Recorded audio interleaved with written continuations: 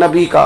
एक शख्स कहते हैं मैंने ऐलान नबूवत से पहले हुजूर अलैहिस्सलाम से कोई चीज़ खरीदी थी और मैंने अर्ज़ किया था आप यहाँ तशरीफ़ रखें, मैं पैसे लेके आता हूँ। मैं 3 दिन के बाद आया। देखो ये बात करनी कितनी आसान है, बोलनी कितनी आसान है, पर 3 दिन यहाँ मेरे भाई को किसी शख्स को 2 घंटे इंतजार करना पड़ जाए तो लोग कहते हैं अल इंतजार व अशद्दु मिनल कत्ल। ये तो कत्ल से ज्यादा तकलीफ वाला मामला है, मुंतजिर रहना किसी का। कहते 3 दिन के बाद में आया तो मेरे रसूल करीम वहीं तशरीफ फरमाया। बस इतना फरमाया यार तुमने मुझे बड़ी तकलीफ में डाल दिया, 3 दिन हो गए यहाँ रुके हुए। तो हुजूर ने अपने किरदार को, अपने अमल को, अपने मामलात को सबसे पहले अपनी नबुव्वत की दलील के तौर पर पेश किया। किसी ने क्या खूब कहा था कि जो तेरी जान के दुश्मन हैं वो भी कहते हैं, वो जो तेरी जान के दुश्मन है, बज़ाहिर तो आए हैं ना हिजरत की रात जान ले ले, लेकिन अमानतें हुजूर के घर में रखी हुई हैं, अमानतें काशाना नूर पे पड़ी हैं। वो जो तेरी जान के दुश्मन है वो भी कहते हैं कि अमीन तू है और सदाकत की आबरू तू है। अमीन भी तू है, सदाकत की आबरू तू है। तो पहले किरदार। फिर दूसरी बात, अल्लाह ताला ने अपने महबूब अलैहिस्सलाम को अपना मुतलक नायब बनाकर, अपना महबूब आज़म बनाकर, वैसे ही सारे इंसानों के बारे में कहा वइज़ क़ाल रब्बुका लिल मलाइकति इन्नी जाइलुन फिल अर्दि खलीफा, मैं ज़मीन में अपना नायब बनाने वाला हूँ। लेकिन हुजूर अलैहिस्सलाम तो महबूब है ना, हुजूर की नियाबत तो महबूबियत के दर्जे पर फायज है। तो रसूल पाक को रब करीम ने इस तरह का बना के भेजा कि हज़रत अब्दुल्लाह इब्न रवाहा रज़ियल्लाहु ताला अन्हु बयान फरमाते हैं कि अगर हुजूर कोई मौजज़ा न भी दिखाते, नबी करीम अलैहिस्सलाम से कोई एजाज लोग न भी देखते, तो महबूब का तो चेहरा ही इस तरह का था, लोगों ने देखते जाना था और कलमा पढ़ते जाना था। लेकिन बावजूद इसके मेरे रसूल पाक का एजाज ये है, कमाल ये है कि हुजूर कभी इशारा कर दें तो चांद 2 टुकड़े हो जाए, कभी दुआ मांग दें तो डूबा हुआ सूरज वापस आ जाए, कभी महबूब गुजरने लगे तो पत्थर आप पर सलाम पड़े, कभी हुजूर पहाड़ पर चढ़ जाएं तो पहाड़ वज्द में आकर झूमने लगे। महबूब का कभी नमाज पढ़ाते इरादा बन जाए तो अल्लाह ताला किबले का रुख ही तब्दील फरमा दे। क्या खूबसूरत सोच है और क्या नजरिया देते हैं बरेली के इमाम। फरमाते इजाबत का जोड़ा इनायत का सेहरा दुल्हन बन के निकली दुआए मोहम्मद, और इजाबत ने झुक कर गले से लगाया बड़ी नाज से जब दुआए मोहम्मद। देखो खुदा की रजा चाहते हैं दो आलम, खुदा चाहता है रजाए मोहम्मद सल्लल्लाहु ताला अलैहि वसल्लम। और एक मकाम पे फरमाते हैं नाइबे दस्ते कुदरत पे लाखों सलाम, नाइबे दस्ते कुदरत पे लाखों सलाम। तो अल्लाह ताला ने नबी पाक सल्लल्लाहु अलैहि वसल्लम को जो एजाज। फिर एक और बात, हुजूर उम्मी है। दुनिया में आकर महबूब ने किसी से पढ़ा ही नहीं। मेरे महबूब ने जितना पढ़ा है रब करीम से ही पढ़ा है। अर्रहमान वल्लमल कुरान खलकल इंसान, रहमान ने कुरान सिखाया फिर इंसान बनाया।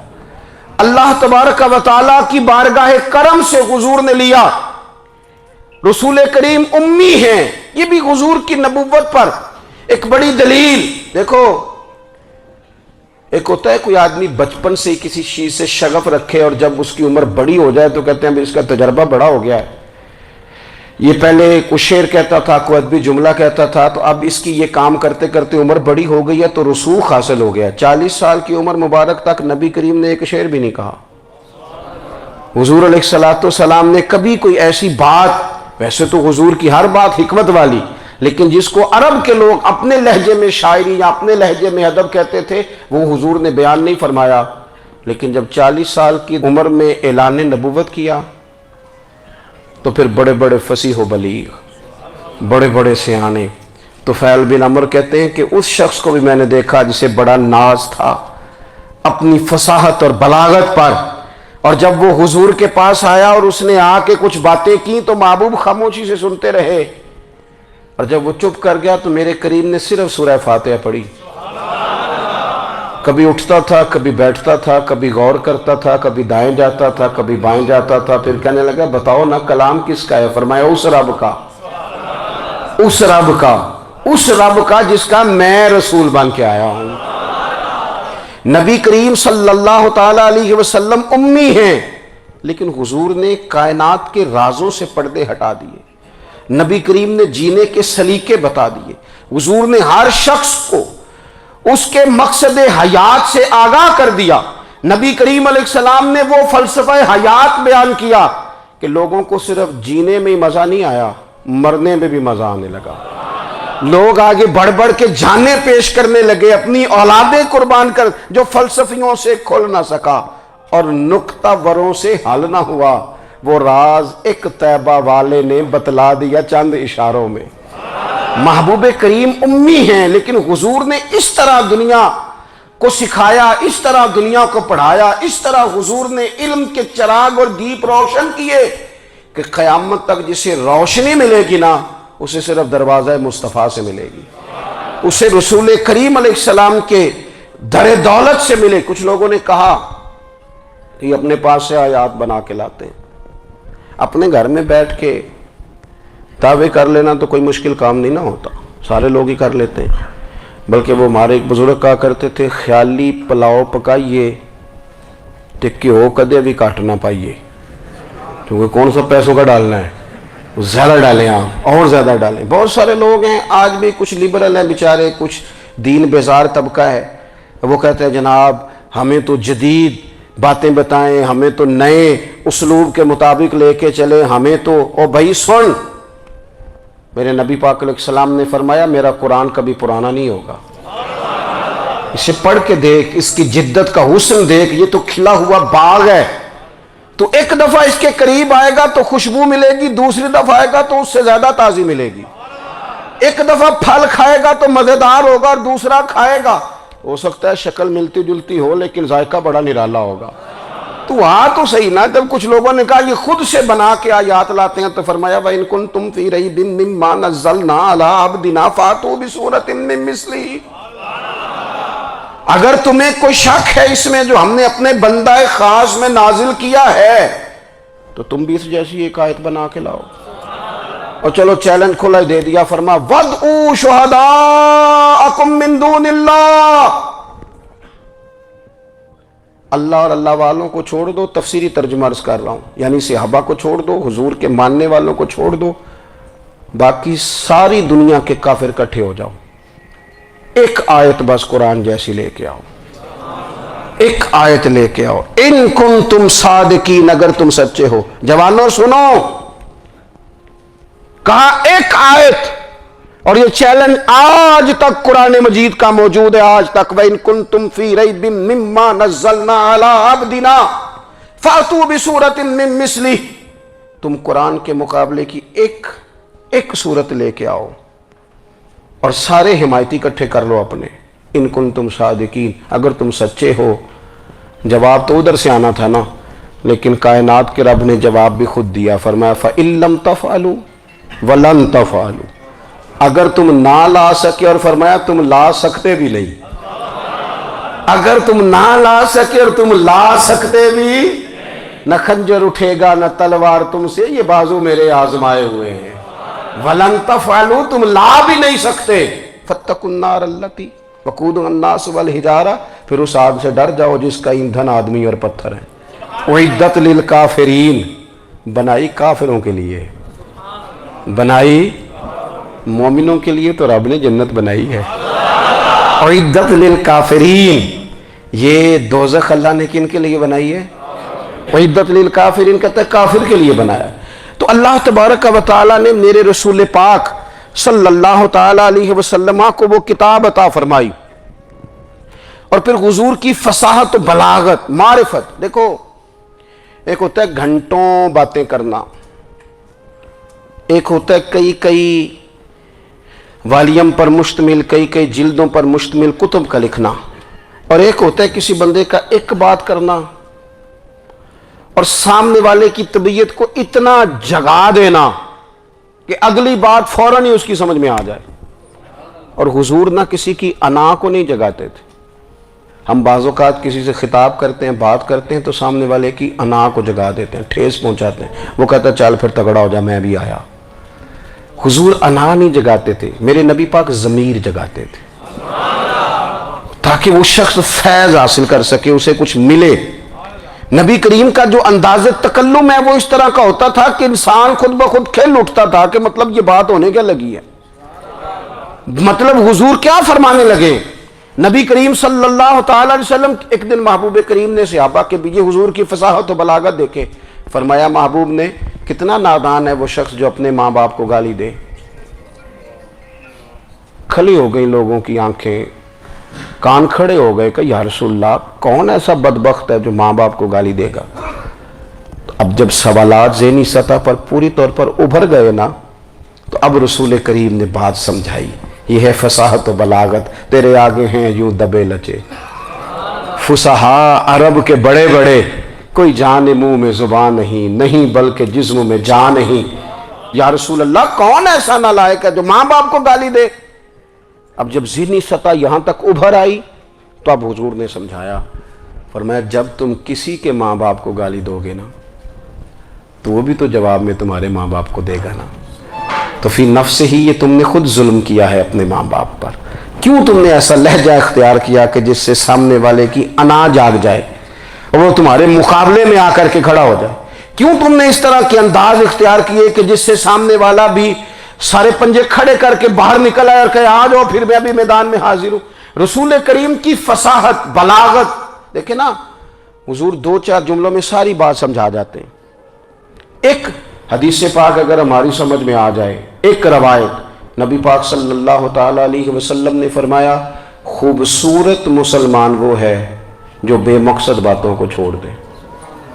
لو اس سے پوری زندگی سجائی جا سکتی ہے، ایک جملے سے پوری زندگی سواری جا سکتی ہے، کوئی لمبی چوڑی باتوں میں جانے کی ضرورت نہیں۔ کہا خوبصورت مسلمان یہ ہے جو بے مقصد باتوں کو چھوڑ دے، لا یعنی باتوں کو، کیا کہتے ہیں ہمارے دیہات کے لوگ، جڑے پنڈ جانا نہیں اودا راہ پوچھنے دی، لیکن آج کل لوگ باز آندے یعنی جس بات کا بالکل تعلق نہیں نا وہ بات بھی کرتے جاتے ہیں، جس کا شعبہ ہی نہیں وہ بھی چھلانگ لگا کے اس میں آ جاتا ہے۔ ہم اپنا وقت ضائع کرتے ہیں، اپنی صلاحیتیں ضائع کرتے ہیں، اپنا نقصان کرتے ہیں، ہم اپنا کام صحیح کر کے نہیں کرتے اور دوسری ساری دنیا کو ٹھیک کرنا چاہتے ہیں۔ او بھائی آپ جس جگہ جس شعبے سے تعلق رکھتے ہیں آپ اپنے معاملات میں مضبوطی پیدا کریں۔ حضور نے اپنی فصاحت کے ساتھ بلاغت کے ساتھ لوگوں کو قائل کیا، اور قرآن مجید کی تاثیر کا یہ اثر میرے کریم رسول نے دکھایا کہ رات کو جب حضور بیٹھ کے قرآن پاک پڑھتے تھے نا،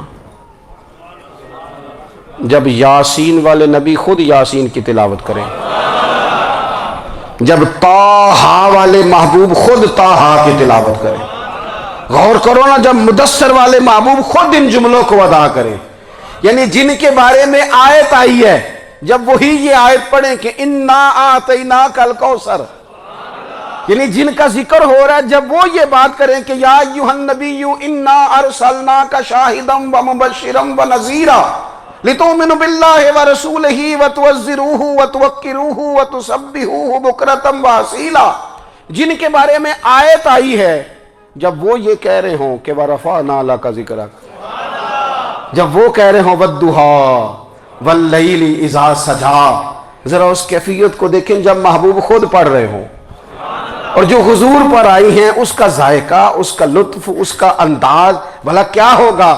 حضور جب رات کو پڑھتے تھے نا قرآن پاک تو جو پکے کافر تھے نا، ابو جہل جیسے لوگ، وہ بھی جھاڑیوں میں چھپ چھپ کے مدینے والے کی تلاوت سنا کرتے تھے، حضور کی تلاوت سنا کرتے تھے۔ یہی بہتر ہے کہ پردوں میں وہ پردہ پوش رہے، وہ اگر پردے ہٹا دے تو کسے ہوش رہے۔ رسول کریم علیہ السلام کی تلاوت کا سننا، قریب جانا، یہ اعجاز ہے۔ حضرت فاروق اعظم کہتے ہیں میں طبیعت کا بڑا ڈاڈا تھا، مزاج کا بڑا سخت تھا، زندگی ہمیشہ ڈٹ کر گزاری، باتوں پر کھڑا رہنا آتا تھا، پر جب میری بہن نے مجھے چند آیتیں سنائی نا تو میں تڑپ ہی گیا۔ کروں آیا سا مار مقامنے نو، ہن مینو مار دے لے چلو، اور مت عمر دی عمر برباد ہو جائے جتھے عمر سوار دے لے چلو.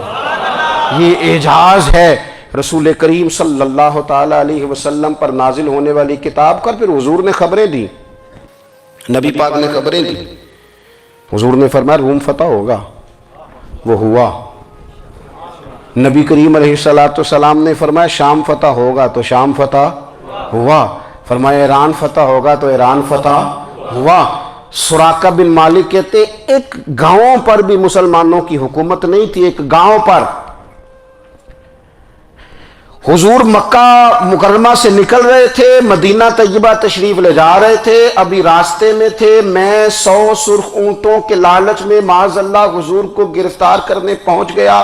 محبوب نے حکم دیا, حضور کا معجزہ میں نے آنکھوں سے دیکھا, میرا گھوڑا زمین میں دھستا چلا گیا. میں نے معافی مانگی, حضور نے معاف کر دیا. میں نے سمجھا اچانک ہو گیا ہے. یہ منوانا بھی بڑا مشکل کام ہے. شجر و حجر پہچان گئے, انسان کی نظروں میں شاکی رہا. یہ کچھ ایسے لوگ ہیں جن کو منوانا توبہ توبہ, ماننے کو تیار نہیں, دیکھ دیکھ کے بھی ماننے کو تیار ہے نہیں, ماننے کو تیار ہی نہیں. کہتے ہیں کہ میں نے پھر چاہا آگے بڑھنا, تو پھر زمین کے اندر میرے گھوڑے کے پیر دھنسنے لگے. پھر معافی مانگی. کریم تیرے معاف کرنے کی ادا پہ بھی قربان جائیں. یہ نہیں فرمایا کہ تو بار بار یوں ہی کرتا ہے, فرمایا معافی مانگتا ہے, جا میں نے معاف کیا. کہتے ہیں 3 دفعہ میں آگے بڑھا, 3 دفعہ حضور نے معاف کیا. تو مسکرا کے فرمانے لگے تو یہاں مجھے گرفتار کرنے آیا ہے, وہ کیسر روم کا علاقہ فتح ہوگا. وہ کنگن جو پہنتا ہے نا ہاتھوں میں, بادشاہ کے کنگن معروف ہیں, وہ تیرے ہاتھوں میں آئیں گے. اللہ کرے آپ سمجھیں. یہ جو لوگ ڈری ڈری سہمی اور ہمارے بچے مایوسی کی معاذ اللہ باتیں کرتے ہیں, وہ دیکھیں حضور کس طرح کی گفتگو فرماتے ہیں. ابھی ایک گاؤں پر بھی اسلام کی حکومت نہیں, لیکن حضور کا خبر دینے کا انداز. کریم فرمانے لگے وہ کیسر روم کے جو کنگن ہوں گے وہ تیرے ہاتھوں میں آئیں گے. جناب سراقہ بن مالک فرماتے ہیں کہ میں مسلمان ہو گیا, حضور کا وصال ہو گیا, کنگن نہیں آئے. حضرت ابوبکر صدیق کا وصال ظاہری ہو گیا, کنگن نہیں آئے. جناب عمر کا دور آ گیا, سراقہ بوڑھے ہو گئے. کوئی بندہ پوچھتا نا کہ اب تو عمر ڈھل گئی ہے, زندگی کا پتہ نہیں. کہنے لگے نہیں میں نہیں جاتا, جب تک کنگن نہیں آتے اسرائیل کوئی نہیں آئیں گے. کیونکہ ساڈے نبی دی زبان ساڈے واسطے قرآن. جو دن کو کہہ دیا دن ہے تو دن نکل آیا, جو شب کو کہہ دیا شب ہے تو رات ہو کے رہی. اور خدا نے ان کی زبان کو وہ اختیار دیا, جو نکلی منہ سے ان کے وہ بات ہو کے رہی. اور فاضل بریلوی کا تو انداز ہی پھر انوکھا ہے نا.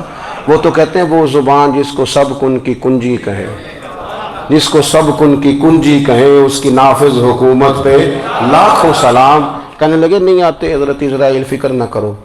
بوڑھے ہو گئے تھے, نکلنا گھر سے بند کر دیا تھا. حضرت عمر کا دور تھا, کنگن آ گئے. حضرت فاروق اعظم نے ان کے پوتوں سے, نواسوں سے, بچوں سے کہا جاؤ بلا کے لاؤ. کا دادا جال بوڑھے ہیں, فرمایا تم کان میں کہہ دینا کنگن آ گئے, پھر تم دیکھنا تو صحیح. پھر حضرت سراقہ آئے. حضور نے جو خبریں دیں, نبی پاک علیہ السلام نے جو گزشتہ قوموں کے احوال بیان کیے, اور پھر میرے نبی پاک علیہ السلام نا دنیا میں عزتیں دینے آئے. عزتیں, یہ مزاج ہمیں کم کرنا چاہیے. یہ جو ہم ساری زندگی اس کام میں لگا دیتے نا, کسی کو نیچا کیسے دکھانا ہے, یہ انداز حضور نے نہیں ہمیں دیا. اب دیکھو حضور تشریف لائے تو ہمیں پتہ چلا کہ حضرت یوسف جیسا سونا کوئی نہیں. حضور تشریف لائے تو ہمیں پتہ چلا کہ حضرت داؤد جیسی خوبصورت آواز کسی کی نہیں. حضور تشریف لائے تو ہمیں پتہ چلا کہ جناب عیسیٰ علیہ السلام کا فقر اختیاری کس طرح کا تھا. محبوب تشریف لائے تو ہمیں پتہ چلا کہ حضرت موسیٰ کا جلال کس طرح کا تھا. یہ تو حضور آئے تو نبی پاک علیہ السلام نے اس کی بھی عظمت بیان کی, اس کی بھی شان بیان کی. حضور نے بتایا کہ ابوبکر صدیق کی شان کیا ہے, فاروق اعظم کا مرتبہ کیا ہے, عثمان غنی کی حیا کیا ہے, مولا علی کی شجاعت کیا ہے, اہل بیت نبوت کی عظمت کیا ہے. حضور آئے عزتیں دینے. ماں کو عزت دی مدینے والے رسول نے. کہا جس کا باپ راضی ہو گیا اس کا رب راضی ہو گیا. فرمایا جو 2 بیٹیاں 3 بیٹیاں 4 بیٹی بہنیں یا ایک بیٹی یا بہن بیاہ کے آ گیا نا, اس طرح میری 2 انگلیاں جڑی ہوئی ہیں، میرے ساتھ جڑ کے جنت میں جائے گا۔ رسول کریم صلی اللہ تعالی وسلم نے عزت دی۔ حضور عزتیں دینے، کوئی اعزاز نہیں، ان پڑھ بندہ ہے، سادہ ہے، غریب ہے، مزدوری کرتا ہے، ہاتھوں پہ چھالے، یا رسول اللہ اس کا بھی کوئی اعزاز ہے؟ قربان جائیں، میرے کریم نے عزت دی، فرمایا محنت کر کے روزی کمانے والا تو اللہ کا دوست ہے۔ یہ اینٹیں اٹھانے والا، یہ مشقتیں کرنے والا، یہ صبح دیہڑی پہ جانے والا، یہ بیچارہ جو اچار سے روٹی کھاتا ہے، تو نے ہر شخص کی قسمت میں یہ عزت لکھی اور آخری خطبے کی صورت میں وصیت لکھی۔ رسول کریم نے ہر بندے کو اعزاز دیا، عظمتیں دی، حضور عزتیں دینے آئے، نبی پاک علیہ السلام نے اعزازات دیے، حضور نے نوازا۔ یہ ساری چیزیں میرے رسول پاک کی تشریح، اور پھر یہ جو حضور کے صحابہ اور اہل بیت ہیں نا، یہ بھی میرے نبی پاک کی نبوت کی دلیل ہے۔ اتنی جلدی انقلاب آیا نہیں کرتے، وہ کل تک جو رہزن تھے حضور نے راہبر بنا دیے۔ وہ لوگ جو کل تک ایک دوسرے کے گلے کاٹ کے کھاتے تھے، ایک دوسرے کو مارتے تھے، تکلیف پہنچاتے تھے، برادری ازم پہ لڑتے تھے، حضور نے بھائی بھائی بنا دیے۔ ایک پلیٹ میں کھانا کھانے لگے، سیدنا بلال حبشی، صہیب رومی، سلمان فارسی، حضور نے یوں کر کے ملا دیا۔ نبی کریم علیہ السلام نے تقسیمیں ختم کر دی دنیا میں۔ حضور کے صحابہ نے اپنا کردار اس طرح کا دکھایا، اتنا بلند کیا، اور صحابہ کرام علیہم رضوان اس کو دیکھ کر اتنی بلندیوں پہ گئے کہ گواہیاں اللہ کا قرآن دیتا ہے۔ فرمایا محمد الرسول اللہ والذین معہ اشداء علی الکفار رحماء بینہم تراہم رکعا سجدا یبتغون فضلا من اللہ ورضوانا۔ فرمایا یہ جو میرے محبوب کے ساتھ والے ہیں کافروں پر سخت ہیں، آپس میں نرم دل ہیں، تم جب بھی انہیں دیکھو گے سجدے کرتے دیکھو گے، رکوع کرتے دیکھو گے، تم انہیں دیکھو گے اللہ کی رضا کے متلاشی ہیں۔ انہیں ساری مادہ پرستی سے نکال کر محبوب نے رب کی رضا کے رستے پہ ڈال دیا۔ میرے نبی کریم سید عالم صلی اللہ تعالیٰ علیہ وسلم کی نبوت کے دلائل کے طور پر یہ ساری چیزیں آئیں۔ بس میں بات سمیٹنے لگا ہوں۔ حضور کا جو اخلاق ہے نا، وہ بھی نبی کریم علیہ السلام کی نبوت کی بہت بڑی دلیل ہے۔ وَإِنَّكَ لَعَلَىٰ خُلُقٍ عَظِيمٍ۔ محبوب ہم نے آپ کو نا خلق عظیم کا مالک بنایا ہے۔ کچھ لوگ سمجھتے ہیں صرف آپ کا بولنے کا انداز ٹھیک ہو تو آپ با اخلاق ہے۔ نہیں بھائی، بولنے کا انداز ٹھیک ہونا با اخلاق نہیں، سچ بولنا اخلاق کی علامت ہے۔ آپ کا حق بات کرنا اخلاق ہے، آپ کا صحیح گواہی دینا اخلاق ہے، آپ کا اللہ تعالیٰ کی طرف سے آزمائش آنے پر صبر کا مظاہرہ کرنا اونچا اخلاق ہے۔ رب نعمت دے تو آپ کا وجود ڈھلتا جائے شکر میں، یہ اخلاق ہے۔ رب کریم اگر آپ کو کسی وقت کسی آزمائش میں اپنی حکمت سے ڈالتا ہے تو عزت نفس کو برقرار رکھنا، خودداری کو برقرار رکھنا، یہ اخلاق۔ نبی پاک نے اعلیٰ ترین اخلاق کی بات بتائی، اعلیٰ ترین۔ حضور نے لوگوں سے بیعت لیتے وقت کہا تھا میرے ہاتھ پر بیعت کرو، چوری نہیں کرو گے۔ نبی پاک علیہ السلام نے مختلف امور پر بیعت لی۔ حضرت حکیم بن حزام کہتے ہیں حضور نے میرے ہاتھ پہ ہاتھ رکھ کے کہا میرے ہاتھ پہ ہاتھ رکھ کے بیعت کرو کہ کسی دنیا دار سے سوال نہیں کرو گے، خودداری سے زندگی گزارو گے، عزت نفس سے، جو رب نے تمہیں دیا ہے تم اس پر راضی رہو گے۔ لوگوں کی جیبوں کو ٹٹولنا، دوسروں کی دولتوں پہ راج کرنا، دوسروں کے مال پر نگاہیں ڈالنا اللہ کے حبیب نے پسند نہیں فرمایا۔ فرمایا بیعت کرو کہ تم کبھی کسی سے سوال نہیں کرو گے۔ حد ہو گئی۔ نبھانے والوں نے پھر اس عہد کو نبھایا اور کمال کر دی۔ حضرت حکیم بن حزام گھوڑے پہ بیٹھے تھے، ہاتھ میں درہ تھا، وہ زمین پہ گر گیا، قریب غلام کھڑا تھا۔ حضرت حکیم بن حزام خود گھوڑے سے اترے، درہ اٹھایا، دوبارہ گھوڑے پہ بیٹھے۔ غلام عرض کرنے لگا حضور مجھے بتا دیتے، میں اٹھا کے دے دیتا۔ آنکھیں چمک اٹھیں، فرمانے لگے کیسے بتا دیتا؟ اپنے رسول سے وعدہ کیا ہے کبھی کسی سے سوال نہیں کروں گا، کبھی سوال نہیں کروں گا۔ اللہ کے محبوب نے ہمیں اعلیٰ اخلاقی قدروں کی بات ہمیں سکھائی ہے۔ ہم دیکھتے ہیں کہ بڑی جلدی 2 4 5 لوگوں کے غصہ دلانے پر ہم ساری اخلاقی حدوں کو کراس کر جاتے ہیں۔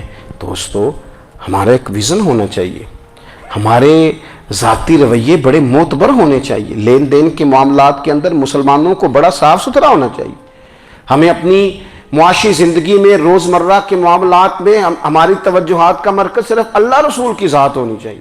رب کریم نے اپنی حکمت سے کسی کو کتنا دیا ہے، یہ اس کی حکمت کے تقاضے ہیں۔ ہمیں اس نے جس رنگ میں، جس حال میں رکھا ہے، ہمیں اپنے رب کی رضا پر بہت زیادہ مطمئن ہونا چاہیے۔ اچھا، پھر ایک اور بات، جن چیزوں کو ہم نے دکھ بنایا ہے نا، یہ تو وہاں دکھ تھا ہی نہیں۔ مہینہ مہینہ چولہا نہیں جلا، لیکن کسی جگہ اظہار غربت ہے، حضور کی اولاد پاک کا یا صحاب کا یا ازواج کا۔ مہینہ مہینہ چولہا نہیں جلا، لیکن یہ اخلاق عالیہ کا حسن دیکھو، اپنے گھر مہینہ مہینہ چولہا نہیں جلا، جو مانگنے آیا اسے جھولی بھر کے عطا فرمایا، کوئی دروازے سے خالی نہیں گیا۔ عزیز بھائی، اگر زندگی میں اخلاقی قدریں ہم اپنا لیں اور ہم تھوڑا تھوڑا کر کے اپنے آپ کو تبدیل کریں، ساری زندگی توجہ رہی کہ فلاں کیا کر رہا ہے، فلاں کیا کر رہا ہے، تھوڑا سا گردن کو جھکا کے اپنے اوپر توجہ ڈالیں، اپنے آپ کو وقت دیں، حضور کے اخلاق عالیہ کی روشنی میں، تعلیمات حسنہ کی روشنی میں ہم اپنے کردار و عمل پر تھوڑی توجہ دیں۔ اس وقت بہت بڑی تعداد میں امت مسلمہ ہے، اور ایسا نہیں ہے کہ دولت نہیں ہے، دولت سے بھی سرشار ہیں۔ ہمارے ہاں بڑے بڑے انجینئر ہیں، بڑے بڑے ڈاکٹر ہیں، لیکچرار ہیں، ہمارے پاس بڑے بڑے ہاسپٹل ہیں، بڑا کچھ ہے، لیکن کردار و عمل کے بادشاہ، اپنی زندگی تقوی کی روشنی میں گزارنے والے، ان لوگوں کی تعداد کم ہے۔ اگر کوئی آج بھی سارے کام نیک کرے لیکن جائیداد میں سے بیٹی کا حق رکھ جائے تو پھر اس نے کیا میلاد منایا؟ اگر آج بھی جو 2-4 لوگ بیچارے اس کے زیر دست ہیں، ملازمین ہیں، ان کے ساتھ اس کا رویہ انتہائی سخت ہو تو اس نے کیا میلاد منایا؟ اگر آج بھی وہ برادری ازم کی بنیاد پر دوستیاں کرے اور چھوٹے بڑے کی وہ تقسیم رکھے، جسے حضور نے فرمایا کہ قبیلے تو تعارف کے لیے، ورنہ کسی عربی کو اجمی پر، گورے کو کالے پر کوئی فضیلت نہیں۔ اگر کوئی آج بھی اس برادری ازم کا قائل ہے پھر اس نے کیا میلاد منایا؟ اگر کوئی شخص آج بھی اپنے آپ کو مادہ پرستی میں پوری طرح دھکیل چکا ہے اور رضا الہی کا مسافر نہیں بنا تو اس نے کیا میلاد منایا؟ اپنی طبیعتوں میں روحانی تبدیلی اور وہ خاص افکار جو حضور اپنے غلاموں میں پیدا فرماتے، ان افکار کو پیدا کرنا، سوچوں کو بدلنا، سوچوں کو، نظریات کو بدلنا، اپنے روزمرہ کے معاملات کا جائزہ لینا کہ ہم کس طرح آگے بڑھ سکتے ہیں اور کس طرح ہم ایک بہترین امتی اور ایک بہترین مسلمان بن سکتے ہیں، اس پر توجہ دینا، یہ میلاد ہمیں سبق دیتا ہے۔ اللہ تعالیٰ مجھے اور آپ کو عمل کی توفیق عطا فرمائے۔ آخر دعوایا ان الحمدللہ۔